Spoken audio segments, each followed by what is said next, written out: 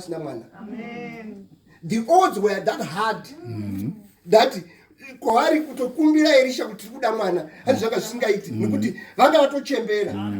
Asi Elisha unoti gore rino parinopera next time patinouya kusangana kuno mumba munenge mune mari mwana.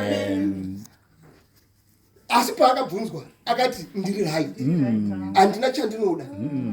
Waiwimba namwari wake achiita zvakanaka. Shuwa gore rakapera rakauya mwari akamuropafadza akaita mwana. But pane zvinhu zvakachizoitika nokuti mwana uyu akazosvika pakufa. Ndo victory inouya kana tichiwimba naKristu nokuti hakuna chinhu chiri impossible.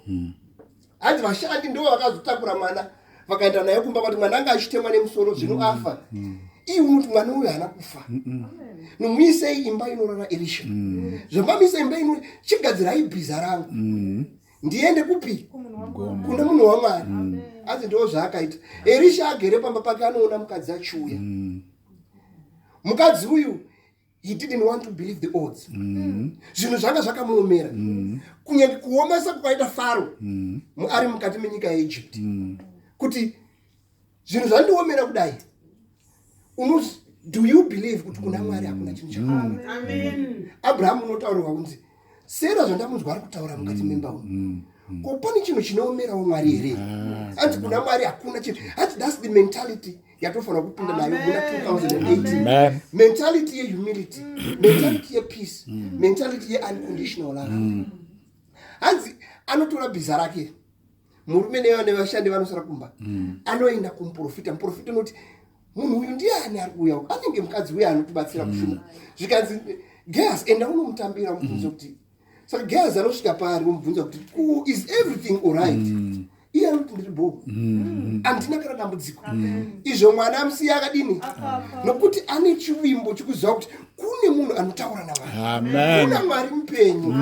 Akasvika akataura iye. Handi zvinoita. Akamubvunza akatatu. Zvikanzi eventually wazosvika pana Elisha. Elisha unoti ora chitora tsvimbo yangu naGehazi. Zvikanzi no, imini uyai. Asi nokuda kurutendo rwake hanzi vakasvika mwana akamuka. Saka isusu kana tichinamata hanzi from what position yatinokumbira Mwari wedu tiri. Sometimes tinokumbira Mwari kuti tive mabeta slaves. Vanhu vemuEgypt vanoti iwo nhamo yatinyanyira.